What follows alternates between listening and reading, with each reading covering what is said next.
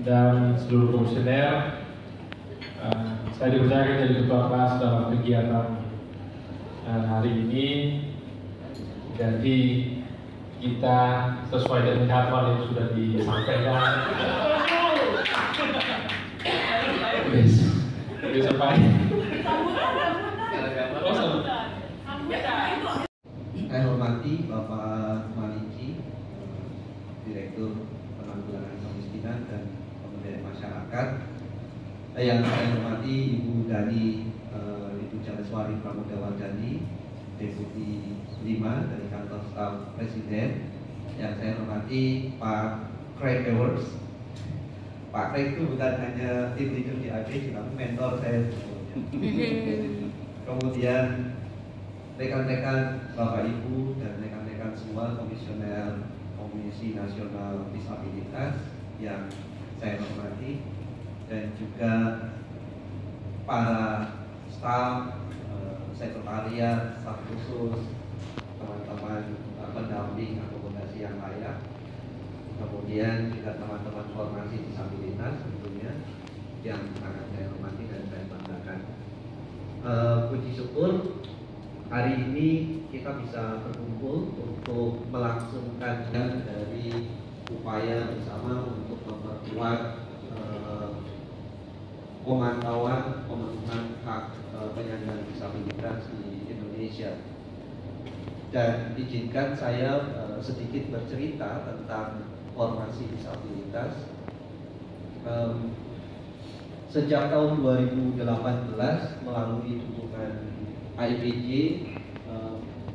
jaringan aktivis dan pegiat isu disabilitas berproses untuk mengembangkan menyusun indikator pemenuhan hak penyandang disabilitas yang pada akhirnya dokumen tersebut tersusun dan diluncurkan pada April 2021. Pemikiran bersama bahwa indikator ini perlu digunakan, perlu dipromosikan, kemudian pemenuhan hak disabilitas perlu dimonitor secara konsisten. Atas dasar itulah kemudian 13 individu yang merupakan aktivis dan perwakilan organisasi disabilitas kemudian menginisiasi terbentuknya formasi atau forum masyarakat sipil pemantau untuk Indonesia Inklusif Disabilitas. Nah, sayangnya pada saat itu saya kemudian menjadi yang diminta untuk bertanggung jawab dengan ide itu. Jadi saya terjebak untuk menjadi koordinator di fase pertama ini, tetapi semoga segera tergantikan begitu. Sehingga karena itulah saya berdiri di sini mewakili teman-teman formasi disabilitas. Dalam perkembangannya formasi disabilitas kemudian telah berproses menyusun catatan tahunan dan juga puji syukur dengan terbentuknya Komisi Nasional Disabilitas pada Desember 2021. Kemudian sejak itu kami berbincang cukup intensif dengan Bang Jona dan rekan-rekan di KND untuk mengkontribusikan indikator ini ke dalam kerangka pemantauan dari Komisi Nasional Disabilitas. Ini secara lengkap oleh para komisioner dan juga semua staf di sekretariat. Tentu berdirinya formasi dan terlaksananya kegiatan ini berkat dukungan kuat dari IPJ, dari Pak Craig yang selalu sangat mengencourage, sangat memberikan dukungan terhadap pergerakan difabel. Dan saya harus bilang secara pribadi bahwa IPJ itu salah satu development program yang sangat-sangat suportif terhadap pergerakan disabilitas di Indonesia.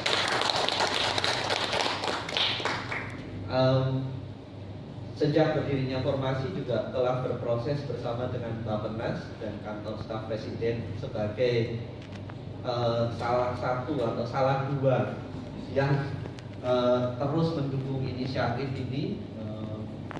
Bu Dani melalui Pak Maman selalu memberikan arahan-arahan, pun demikian Ibu dengan Ibu Vivi, kemudian saat ini bersama dengan Pak Maliki selalu berproses bersama. Dan saya ingin melaporkan juga kepada Pak Maliki bahwa kami sudah berkoordinasi dengan tim di BKPM untuk melaksanakan launching catatan tahunan formasi bersama dengan monitoring RAN-PD di tanggal 27 minggu depan. Insya Allah ini dapat terlaksana dengan baik dan semoga memberi kontribusi terhadap penguatan dan penajaman RAN-PD. Terima kasih banyak kepada Bapak Maliki, baik untuk kehadiran hari ini maupun juga untuk kolaborasi ke depannya. Kira-kira itu yang dapat saya sampaikan, Ibu dan Bapak sekalian. Ada kurang dan lebihnya mohon maaf yang sebesar-besarnya. Assalamualaikum warahmatullahi wabarakatuh. Kabupaten Kota setempat, kemudian juga ada di dinas Kementerian Keuangan. Ini adalah dengan Yayasan Menembus Batas.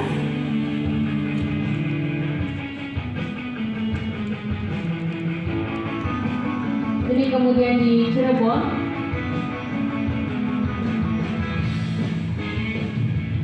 Selanjutnya dengan Universitas Nurtanio ketika kami berkunjung dan juga audiensi ke sana, juga dengan organisasi masyarakat sipil ketika kami kunjungan kerja di Cirebon, Kuningan dan Majalengka, kemudian dengan PT Suai. Selamat pagi, salam sejahtera. Maaf, saya akan berbicara bahasa Inggris hari ini, tapi maaf ya. Pak Maliki, Director Poverty Reduction Community Empowerment Bapanas, Ibu Dani and Pak Maman, the Kantor Staff President, Ibu Dante and Commissioners of National Commission on Disability, Mas Johnny and members of Formasi Disabilitas, friends and colleagues. I've probably enjoyed the work with you more than any other work that I've had in AFPJ, and I've now been working with AFPJ for almost 10 years. And I remember back in 2013, we had the Special Rapporteur from the UN on Disabilities, Mr. Schwab Scholken, and I asked him, how do you set a priority when there's so many things to do in the area of disability rights? And he said, I'm going to focus on leadership within the disability movement. And since 2013, that's really been a priority for us. And in this room today, we can see some of the results. The leadership of the disability movement is strong, and it's inclusive. It's brought in people from disability organisations, but it's also brought in people from other civil society organisations and government. And now there's a National Commission for Disability, which is taking it a step further again. There's been a really solid plan from Bapanas, developing in various stages over this time. The disability law was created, regulations were created to provide a legal framework for disability rights. Pak Maman yang ada di Zoom, Ibu Dante dan seluruh anggota Komisi Nasional Disabilitas, rekan mama saya Pak Margo, Sekretariat Komisi Nasional Disabilitas, Pak Craig, Pak Doni dari Formasi, kepada Ibu, seluruh peserta dari diskusi untuk pengembangan indikator disabilitas (DRA). Pertama-tama kami mengucapkan terima kasih atas undangannya dan juga kerjasamanya selama ini. Saya kira tanpa dukungan dari KLD, khususnya juga Bu Dante yang selalu rajin ya menghadiri diskusi-diskusi kami rasa banyak sekali hal yang mungkin PR yang harus kita lakukan. Satu yang pernah sudah kita hasilkan rencana aksi nasional penyandang disabilitas. Meskipun sudah ada rencana aksi nasionalnya, kami kira PR berikutnya itu cukup berat. Bagaimana kita bisa mengawal terus kementerian lembaga sehingga seluruh rangkaian dan juga komitmen mereka yang telah tertuang di dalam rencana aksi nasional ini bisa berjalan dengan baik.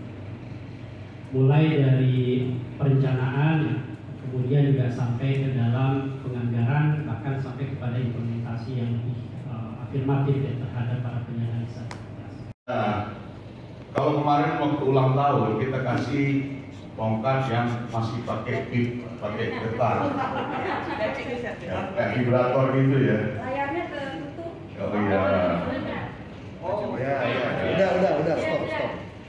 Oke, hari ini progres teknologi yang dikembangkan program agensi Kementerian Sosial berkembang lagi, Mas Dodi. Jadi kontaknya sekarang bisa bicara. Dan kami persilakan Pak Marco, Pak Sekretariat untuk silakan ke Mas Dodi. Berarti Mas Dodi orang kedua di negeri ini yang memakai tongkat ini. Boleh dicoba. Oleh Pak Jody, silakan. Pengembangan dari tongkat adaptif yang dilakukan oleh Balai Kaki Temanggung mana sudah disosialisasikan oleh Pak Sina dan Bapak menjadi kehormatan untuk mendapatkan. Dicoba nanti Coba. Saya coba. Oh, dia udah nggak sketching dan kotak. Suaranya boleh kan Pak?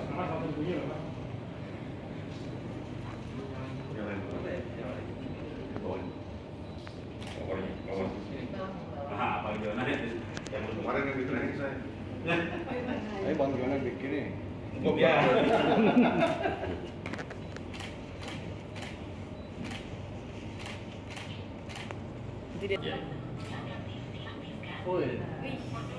Nah, sekarang coba Mas Dodi jalan.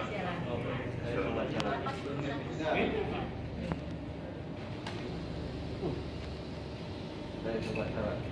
Saya sudah lama nggak pakai tongkat, jadi Bunyi Saya di sini. Oh, oke. Ada. Oh, sensornya. Iya. So, sensornya harus diangkat. 110 cm. Iya, ketemu wanita cantik udah tahu berapa. Iya, betul ini. Oke, terima kasih banyak. Bang Dino, Ada air, ada api. Ada Dia bunyi ada air. Oh, Bisa dicoba ya. Ada lagi emergensi.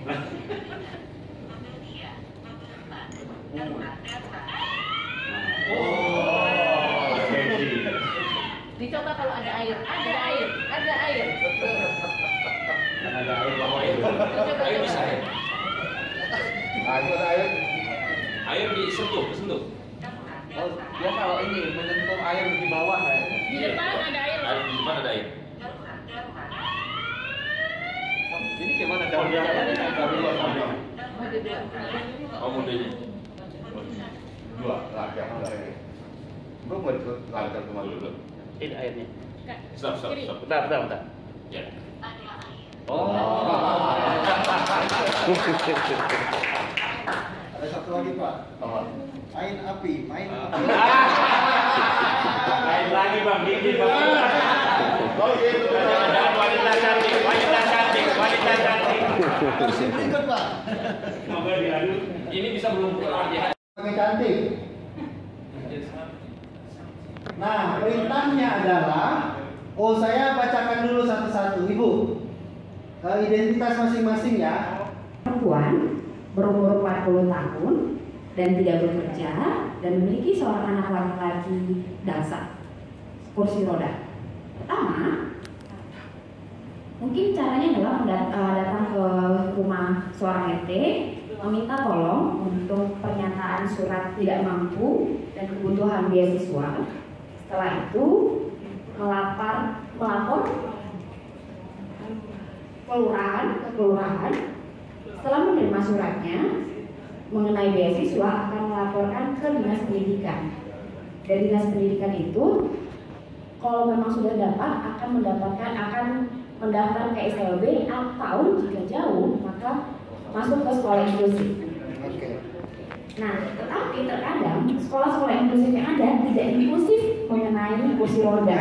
Nah, itu akan melakukan advokasi, permintaan tanggung jawab mengenai akses terhadap anaknya, sehingga anaknya bisa sekolah dan bisa mandiri nantinya. Ya. Oke, terima kasih. Perannya ditambah apa yang harus dilakukan. Sementara kita bacakan dulu ya. Baca profesi atau profil. Silakan. Peran Pramudia ini sebagai perempuan di usia 50 tahun dan sudah tidak memiliki suami, alias janda, mempunyai disabilitas fisik, saya kaki, dan pengangguran. Oke. Lengkap semua. Ingat ya, ini hanya peran fiktif dan tersanjung 7. Saya Tri Purwanto, pria 12 tahun, orang tua miskin. Orang tua, oke. Miskin. Silakan. Saya laki-laki 25 tahun, lulusan S1 dan jiwanya. Oke. Pak. Pria dengan kursi roda 72 tahun, hidup dengan bantuan sosial. Saya berperan sebagai perempuan usia 45 tahun menjalankan bisnis kecil. Saya paling bagus gue nih. Saya bacakan Bapak merasa atau Bapak Ibu merasa saya bisa dan oke gitu ya, silakan maju ke depan. Tapi kalau merasa dengan peran ini saya tidak bisa karena macam-macam lah gitu ya. Kayak tadi Bu Rahmita punya anak daksa gitu ya, menyekolahkan atau sekolah tinggi-tinggi karena ibu tahu harus ke RT, harus ke sini, ke sana gitu ya. Maka merasa bisa, walaupun misalkan pengangguran gitu ya, atau misalkan Maju mundurnya tuh langkah aja. satu, maju mundurnya gak usah pakai cantik. Saya bisa leluasa berpindah-pindah dari satu tempat ke tempat yang lain yang ada di komunitas atau masyarakat. Saya bisa membeli barang-barang dan properti sesuai dengan keinginan saya. Apartemen, rumah, mobil. Yang ketiga, saya bisa mengakses pendidikan secara layak dan baik. Kemudian saya bisa mengakses layanan keuangan di bank yang saya pilih.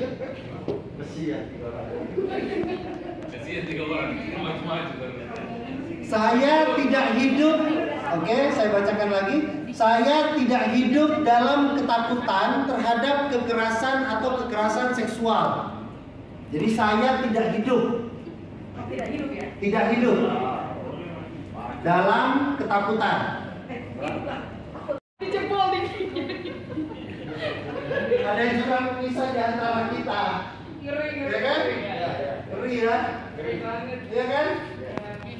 Pertama untuk mendiskusikan, mendialogkan bagaimana sih sebetulnya untuk membangun lembaga HAM nasional di Indonesia ini untuk menjadi lebih kuat dan akutabel. Yang pertama saya undang Mas BK Ulum Aksara. Beliau adalah koordinator subkomisi kemajuan HAM.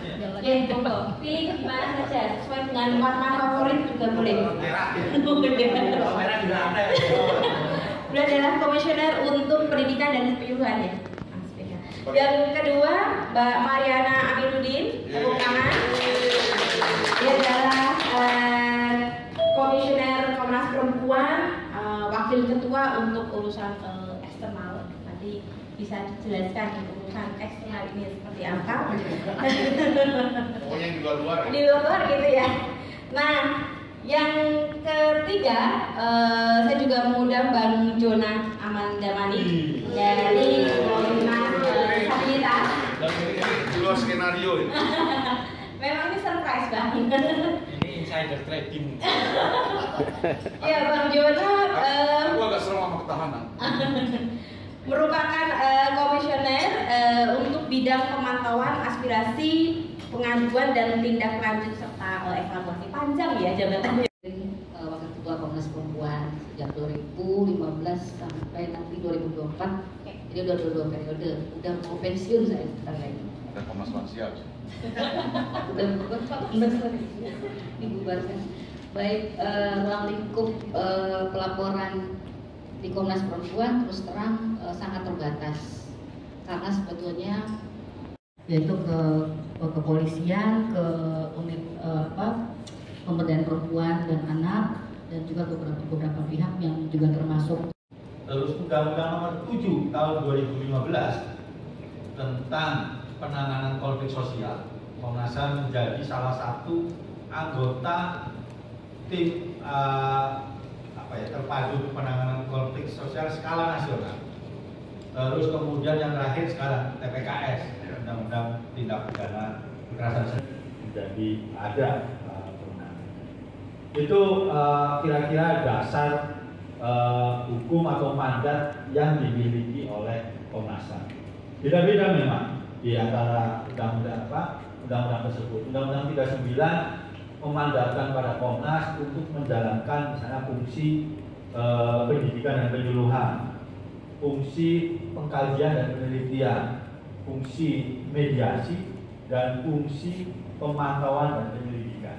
Soal pemantauan dan penyelidikan, memang kalau dilihat mandatnya jelas ada dalam undang-undang di pasal 76 Undang-Undang 39 itu jelas yang pertama.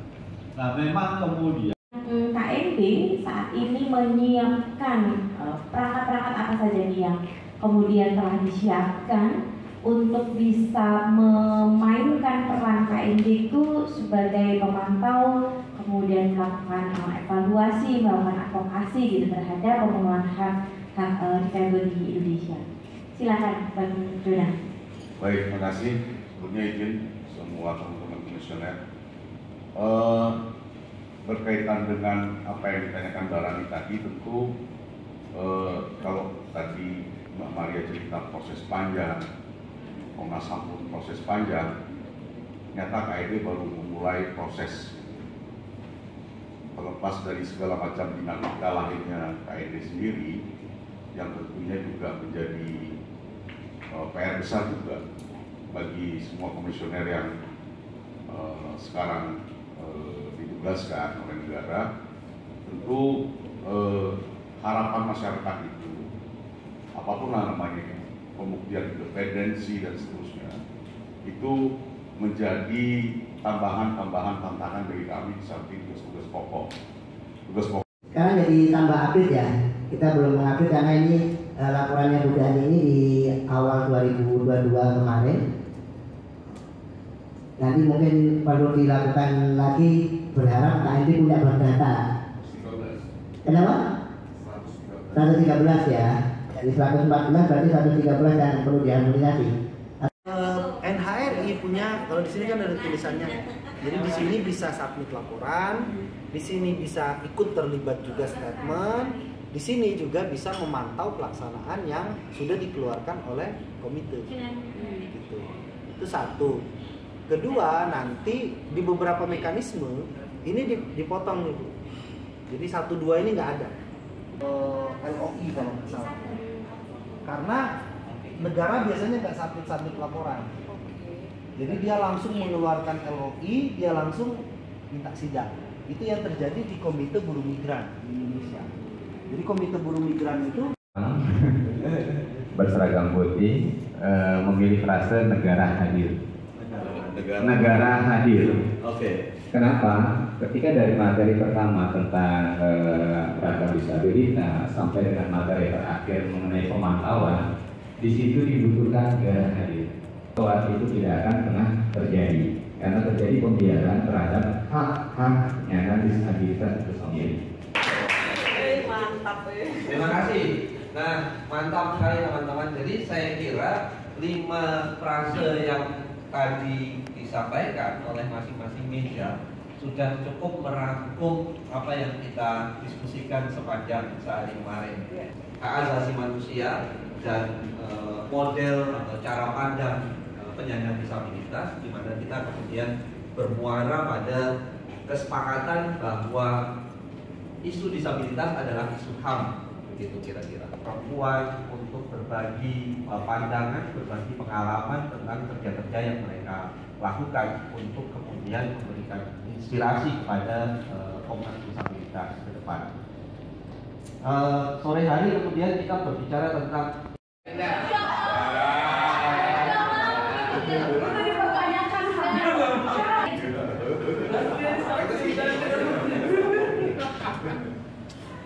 Hebat sekali ya, saya dan Mas Ishak memiliki 10 Bapak mengidentifikasi apakah itu masuk dalam indikator program atau indikator HAM. Ya, ketahuan yang ngantuk tadi. Sudah ya, jelas ya. Oke. Apabila ibu bapak meyakini bahwa itu adalah indikator HAM, silahkan bergeser satu langkah ke arah kanan. Kanan berarti HAM. Kalau ini HAM, program kiri. Ya, kanan. Kanan HAM. Ya.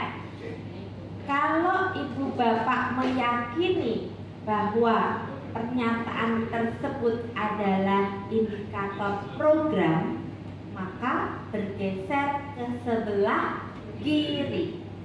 Satu langkah saja ya, jangan banyak-banyak. Adalah pendapat pribadi. Jadi tidak perlu mengikuti atau ibu ganti atau mengikuti depannya. Tidak perlu ragu-ragu. Nanti kalau ada yang sudah geser terus ini lagi, geser lagi, nah itu nanti akan ada sanksinya ya. Itu dinamis kan? Dinamis ya. Jadi harus mantap kanan atau kiri. Oke, kita mulai ya. Perhatikan, kita mulai. Pernyataan 1. Kita luruskan dulu. Oke, 1. Terdapat 5 anak-anak disabilitas mendapat beasiswa dari pemerintah Kota Makassar.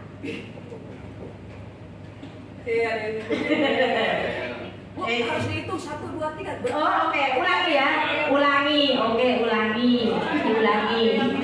5 anak-anak disabilitas mendapat beasiswa dari pemerintah Kota Makassar. 1, 2, 3. Nah, jadi kalian nontek. Oke. Yang ke belakang tuh ada yang pura-pura. Oke, gimana Mas Isa? Ya, kita boleh bergeser lagi posisi semula. Ini kayaknya ditunjuk lagi.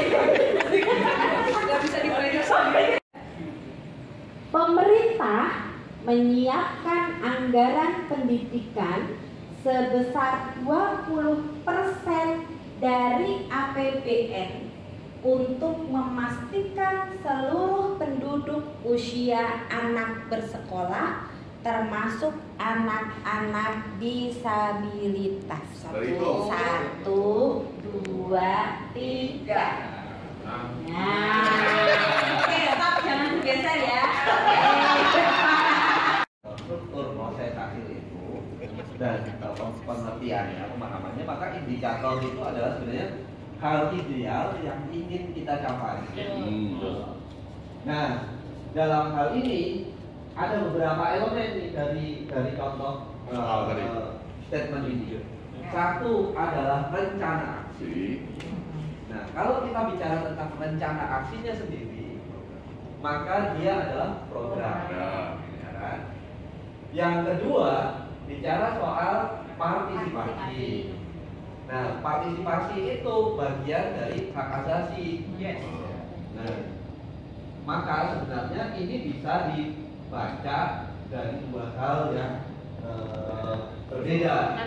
Kalau kita berbicara partisipasinya, maka apa yang dilakukan ini sudah berupaya untuk mewujudkan bagian dari hak asasi manusia, keterlibatan kawan-kawan. Tapi kalau bicara tentang rencana aksinya sendiri, ini adalah program. Nah, soal 3 tahunnya sebetulnya baik monitoring hal maupun monitoring program selalu akan bicara soal time frame. Karena begini, kita memantau hari ini berarti kita memantau kondisi saat ini. Yang kita katakan adalah kondisi saat ini. Katakanlah KNJ nanti membuat laporan tahunan di akhir 2022, maka yang bisa dikatakan ini status pemenuhan HAM penyandang disabilitas tahun 2022. Tahun depan kita akan bicara tentang tahun depan. Karena itulah kemudian kita perlu konsistensi dan kemudian akan tergambar kemajuannya. Jadi soal time frame ini tidak ada kaitannya dengan mau HAM atau mau program. Kesimpulan sama-sama. Dua-duanya. Kesimpulannya. Dua-duanya benar. Iya. Yang lainnya ada password kebijakan, ya. 2. Ketegasan regulasi tentang perlindungan atas kepentingan terbaik anak dengan disabilitas, serta partisipasi dan keterlibatan anak dengan disabilitas serta organisasinya dalam pengambilan keputusan. Ada kata passwordnya regulasi. Jadi 2 ini dimasukkan ke dalam indikator struktur. Kemudian yang kedua, beberapa ini, yang pertama itu soal keberadaan panduan pedoman. Itu turunan semacam turunan dari regulasi yang ada untuk disosialisasikan untuk peningkatan kapasitas atau penyediaan pelaksanaan pengawasan tahunan atau saran publik lainnya. Secara bersama terkait dengan pemenuhan hak disabilitas. Yang berikut soal keberadaan lembaga pengawas yang secara konsisten untuk melakukan pemantauan. Ini menjadi penting supaya secara keseluruhan dari regulasi yang ada dan juga proses dapat diawasi terkait dengan pemenuhan hak. SOP ya kan, ada 2 nih ketersediaan SOP.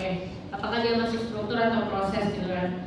Nah, setelah kembali lagi ke definisi, akhirnya kami memutuskan bahwa keberadaan SOP ini adanya di dalam proses karena semacam dia menjadi jembatan antara komitmen pemerintah yang mana strukturnya itu dengan bagaimana komitmen itu kemudian bisa mencapai hasilnya gitu kan.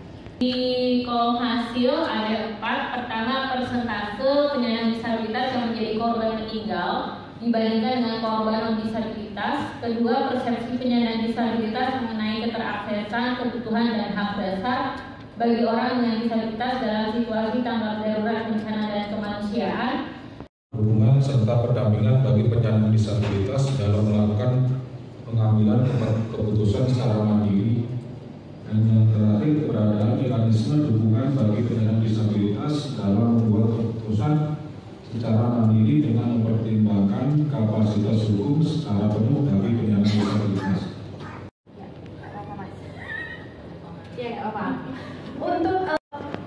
Untuk indikator struktur, masukkan keberadaan institusi serta keberadaan mekanisme. Nah, ini lebih tepatnya di mana sebetulnya? Karena kalau tadi dikatakan bahwa betul, struktur itu kan komitmen, sementara proses itu kan menjembatani ya, komitmen untuk kemudian nanti ada hasilnya. Nah, sehingga keberadaan institusi mekanisme itu kan sebenarnya jembatan dari komitmen yang atau kebijakan yang telah dibuat, kemudian dibuat pemerintah kemudian membuat institusinya sebagai bagian dari proses. Di keempat itu ketersediaan paralegal disabilitas serta sosialisasi mengenai ketersediaan akses dan bantuan hukum melalui sarana informasi yang aksesibel dan mudah dijangkau oleh penyandang disabilitas. Yang kelima itu adalah keberadaan petugas di setiap lembaga penegak hukum yang memiliki kapasitas melalui penanganan dan pendampingan penyandang disabilitas berhadapan dengan hukum. Itu yang hasilnya itu berupa data jumlah lembaga penegak hukum yang telah memenuhi standar aksesibilitas dan layanan peradilan yang inklusif. Yang kedua itu data mengenai penyediaan bantuan hukum bagi penyandang disabilitas. Proses belajar seperti ini. Pertama, ketika ada barang-barang detail di dalam amplop, saya tidak menemukan ada kertas kecil itu namanya pasal. Jadi esensi tugas tidak saya tangkap. Ya badar yang bantu nempel. Yang kedua, saya tidak bisa membacanya karena saya telah sangat banyak. Sehingga konten tadi tidak saya baca, tetapi saya lebih melihat clue. Ya ketika itu hasil, maka data itu hasil. Nah, ketika saya tidak menemukan pasal, kertas pasal itu kecil banget ya. Dan terakhir ditemukan di amplop. Ketika akomodasi yang layak datang, Putri datang. Tugasnya mana? Karena merasa staf khusus, jadi memastikan. Dia melakukan monitoring, Bu? Monitoring kepada saya. Ternyata pasal itu Mbak Dar nyari ada di tampil di situ di dalam amplop. Dan yang saya pikir pasal adalah yang besar ini. yang struktur ternyata. Nah itu kesulitan saya. Dipastikan semua yang hadir dapat menerima manfaat. Itu hak kritis barangkali untuk kita ya, bukan untuk salah satu atau siapa, tapi untuk kita semua karena faktanya dokter juga tidak bicara apa-apa ketika disleksia dia bicara kan, tidak bisa menganalisis apapun gitu. Nah tadi akhirnya clue-nya untuk proses itu upaya itu proses tanpa saya membaca kontennya. Jadi diletakkan begitu saja dan akhirnya terjadilah seperti ini. Sekarang saya bisa baca. Badar yang baca. Nah, setelah berikutnya ada keberadaan aturan dalam prosedur keimigrasian dan keberadaan jaminan peraturan ada di sana. Kami juga menempatkan ini dalam struktur. Hanya saja setelah dicek di buku memantau itu ternyata ini masuk pada proses. Nanti mungkin minta bantuan dari Mas Joni dan juga Daeng untuk boleh menjelaskan perbedaan dari keberadaan peraturannya ini dan juga keberadaan aturan dalam prosedur, keberadaan jaminan peraturan perundang-undangannya mengapa dikategorikan pada proses. Proses itu adalah bagian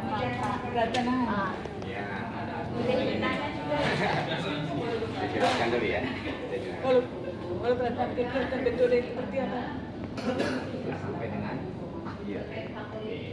Prosesnya adalah pertama ada yang diminta dari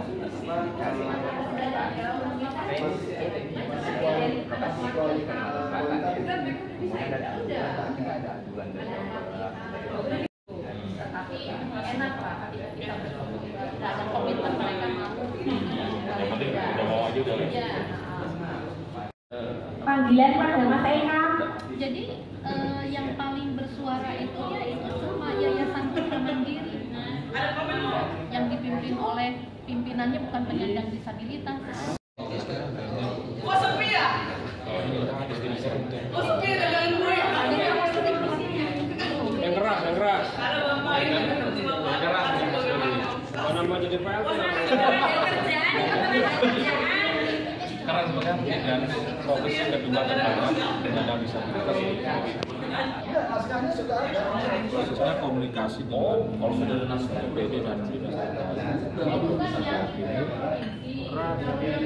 dan kunjungan di daerah timur dan diskusi virtual. Penyandang disabilitas itu punya hak melakukan diskusi KND dengan OPDIS. Jadi KND dengan organisasi penyandang disabilitas diskusi untuk itu menjadi bagian dari proses memberikan kesempatan kerja bagi penyandang disabilitas dan mereka sebenarnya udah ada usahanya tentang sapu lidi namun tidak diakomodir sama Pemdanya gitu.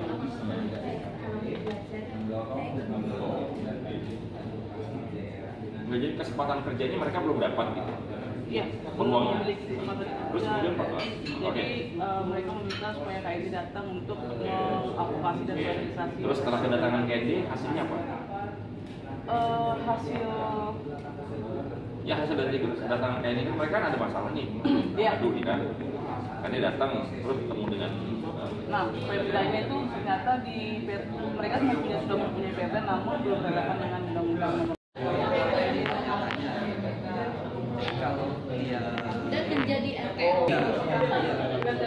Oh berarti revisi berarti revisi perda ya? Detailnya. Iya. Iya kalau dari pembahas tadinya belum ada komitmen kemudian oh ya kami jadi lupa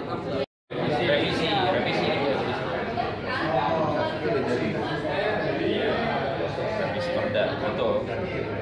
Nah ini kata proses. Nah ini sudah sejauh mana dilakukan? Apakah baru rencana mau merevisi perda atau sudah ada langkah-langkah apa untuk merevisi itu? Berarti proses. Kolaborasi dengan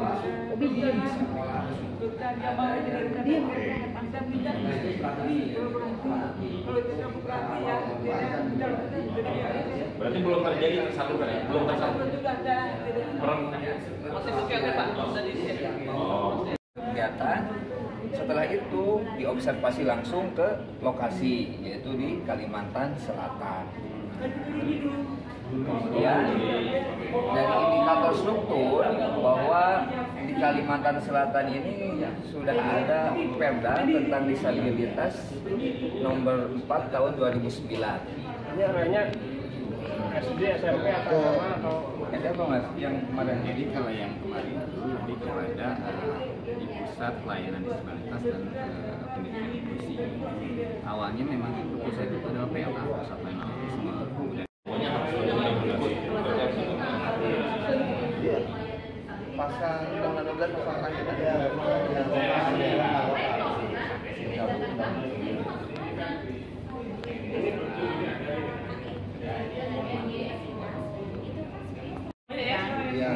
Emang iya, maksudnya dalam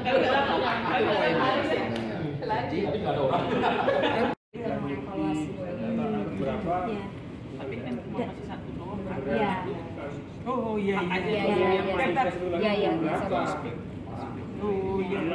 Iya, saya lupa. Iya. Foto bareng dong. Udah ada. Nanti setelah itu foto bareng. Kita mau minta sesuatu di bawah. Kalau di foto. Ayo, foto. Nanti. Ada di bawah. Dengan senang hatinya saya nanti-nantikan. Bagaimana pendidikan terkait dengan apakah aturan pendidikan yang ada terus menjamin kesediaan dan disabilitas dan akomodasi yang layak bagi penyandang disabilitas pada lembaga pendidikan. Halo, selamat malam juga. Terima kasih sudah memberikan pertanyaan. Jadi alamat tersebut sudah ada dan sudah yang mengakibatkan ada korban dan kemudian merusak penghidupan dan kehidupan masyarakat. Intinya gitu. Itu yang dibilang bencana.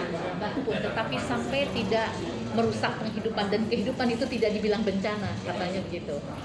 Telah ada undang-undang atau peraturan khusus yang menjamin perlindungan dan keselamatan penyandang disabilitas di dalam kondisi konflik sosial.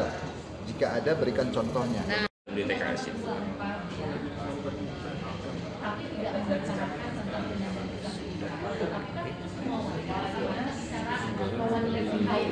Baik yang diselenggarakan oleh pemerintah nasional dan pemerintah daerah.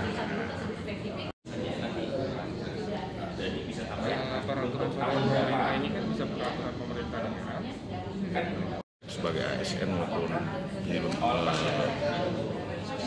seperti badan usaha milik negara sampai badan usaha milik daerah itu diwajibkan menerima kuota 2% dari total populasi ketenaga kerja sebagai untuk penyandang disabilitas. Juga ada turunan yang sifatnya lebih teknis dan detail, yaitu lahirnya peraturan pemerintah nomor 39 dia dipulangkan pada kondisi para presidennya cukup parah dan ketambahannya sudah kebutuhan. Jadi sekali lagi bagaimana pemerintah kita menyediakan data pelaku UMKM secara terpisah, secara terpilah supaya pasar. Yang berikut dengan implementasinya juga harus harmonis. Gitu. Jadi ada 3 poin penting. Makanya Mas Eka dan Pak Kikin waktu itu mengatakan Pokja, harmonisasi kebijakan dan implementasi. Itu alasannya kalau kita ingat bersama. Nah yang berikutnya, saat ini kalau Presiden BPHR memberikan isu disabilitas sebagai prioritas harmonisasi kebijakan. Ada ribuan kebijakan. Nah, 2 minggu yang lalu ya, saya diminta untuk sebulan yang lalu. Itu sudah mulai rangkaian harmonisasi kebijakan menyangkut isu disabilitas. Ya, ketika berbicara undang-undang cipta kerja, undang-undang apa lagi banyak. Tertata rapi dan bersih. Dan berikutnya untuk vendor-vendor bisnis seperti yang menjual makanan di tingkat masyarakat, ini akan menarik para wisatawan dan mereka, dan saat wisatawan datang berkunjung mereka akan terkesan dengan tata kelola yang baik ini. Jadi jika mereka tidak hanya mengunjungi lokasi-lokasi wisata, terkadang mereka juga ingin melihat penghidupan masyarakat. Jika kita dapat menarik lebih banyak wisatawan, kita akan bisa mendapatkan income untuk negara kita, dan ini adalah kegiatan bisnis yang baik untuk masyarakat yang ada di sini. Jadi mereka akan berkontribusi lebih baik lagi.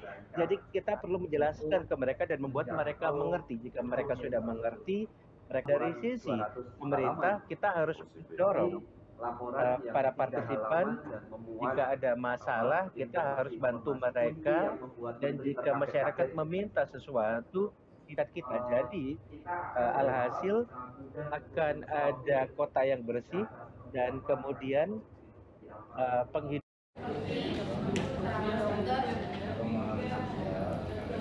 Nah, ya itu dia. Nanti PPDB juga terima. Jadi kita bukan pada perilakunya yang berbeda. Apa masuk di sosiolog gitu, kategorinya sosiolog. Ini misalnya.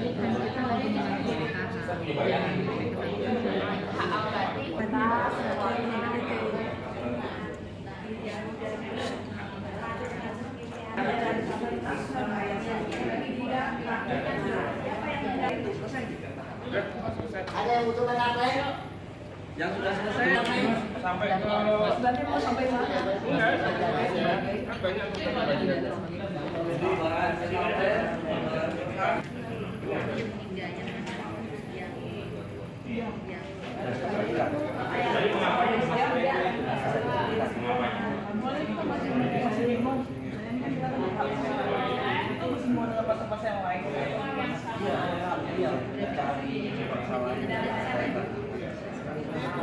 Kita masih bingung.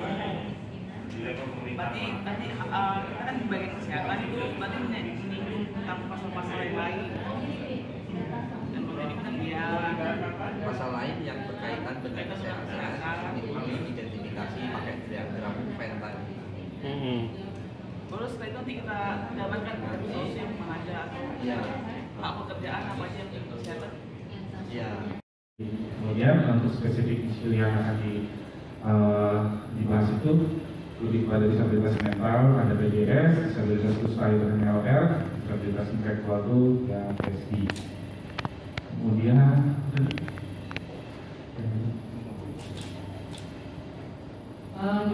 jadi di sini kami memetakan itu setelah memetakan ruang tugas monitoring, kemudian itu utama besarnya adalah pekerjaan sekali dengan ruang lingkup yang kami pilih, yaitu isu pekerjaan di Kota Makassar bagi penyandang disabilitas.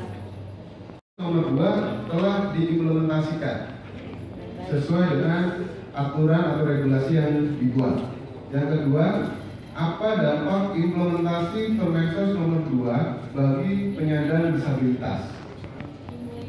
Pengumpulan data, yang teknik yang keempat ya, pengumpulan data menggunakan data kartu penyandang disabilitas milik Pemprov DKI Jakarta, sedangkan data pembanding akan menggunakan data SIMPD, koreksi kalau salah, data SIMPD, sedangkan proses pengumpulan yang terakhir sebagai proses validasi menggunakan wawancara atau daya yang dimiliki kewenangan sebagai lembaga negara yang memiliki tupoksi yang didukung anggaran untuk melakukan pemantauan. Sedangkan yang tidak dimiliki adalah data formal atau data yang telah diverifikasi. Tenaga analis yang dilakukan adalah evaluasi yang itu tugasnya saya berubah. Pemantauan, oke. Setuju nggak teman-teman yang lain? Ada 3 tugasnya. Setuju ya? Oke. Ketika menjalankan tugas itu 2-3 hari ini kita menjalankan pelatihan. Cenderung pada berusaha untuk fase atau meningkatkan kapasitas dalam tugas apa? Pemantauan. Oke. Terus itu ya. Nah, dari seluruh materi yang sudah diajukan, dari mulai informal dan seterusnya, ada yang mau merefleksi nggak? Saya kayaknya kurang paham yang ini. Saya paham betul yang tentang mekanisme HAM global. Saya mau tanya sama Dodi. Pendapatnya gimana? Dodi belum berjejaring. Ya, dengan organisasi penyandang disabilitas yang itu kekuatan sebenarnya bisa kalau kita bisa bersinergi. Oke, membangun jejaring. Oke, ada lagi?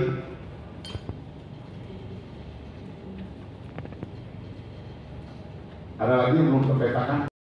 Saya ulangi lagi ya, dalam menjalankan tugas pemantauan secara individu teman-teman sudah memetakan saya kurang tahu ini, saya sudah paham ini, kemudian ketika tahu saya akan melakukan ini, ketika saya masih kurang tahu saya membutuhkan ini. Dalam konteks kelembagaan kita sudah memetakan ketika berbicara kebutuhan data dalam pemantauan sudah dipetakan, tadi sudah dicatat. Alhamdulillah berkat rahmat Allah Subhanahu wa Ta'ala, maka kita sudah sampai di penghujung kegiatan kita yang sudah kita langsungkan beberapa hari lalu. Ucapan terima kasih yang sebesar-besarnya kepada teman-teman dari Formasi Disabilitas IPJ 2 dan juga semua peserta komisioner unsur KND sekretariat yang sudah menunjukkan keseriusan dalam mengikuti kegiatan ini. Dan insya Allah kami mendapatkan banyak hal dari beberapa hari kegiatan ini, dan tentu kita sudah mendengarkan komitmen bersama bahwasannya kita perlu langkah-langkah strategis untuk memastikan KND bisa melaksanakan tugas dan fungsinya secara efektif dan juga dapat memberikan trust kepada negara dan juga kepada masyarakat disabilitas ya, agar pemenuhan haknya dapat kita kawal. Sudah didiskusikan di kelompok-kelompok itu, dan kita sudah diskusikan juga, sudah disampaikan dibahas juga oleh Bang Jona, itu adalah komitmen bersama.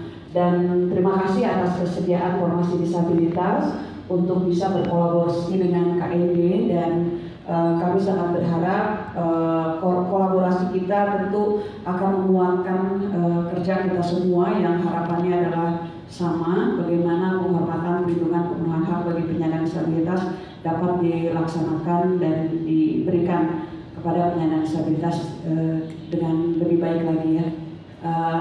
Terima kasih lagi, sekali lagi Ibu Iin yang Craig, ya Pak Craig, dari kami, dan kami sangat mengapresiasi upaya yang diberikan dan difasilitasi oleh beliau kepada kita semua. Kegiatan ya, nota notulensi kegiatan dari tanggal 19 Juli hingga hari ini kepada siapa nih? Pak Rani. Baik Pak Rani, ini kami serahkan dokumen notulensi kegiatan lokakarya, adaptasi dan pemanfaatan indikator pemenuhan hak penyandang disabilitas untuk membangun mekanisme pemantauan Komisi Nasional Disabilitas. Mohon diterima.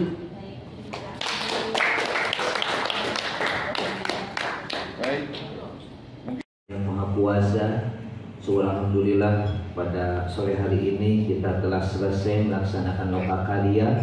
Ini merupakan starting awal kita untuk bisa berkolaborasi yang lebih mendalam lagi antara KND, formasi dan unsur yang lainnya.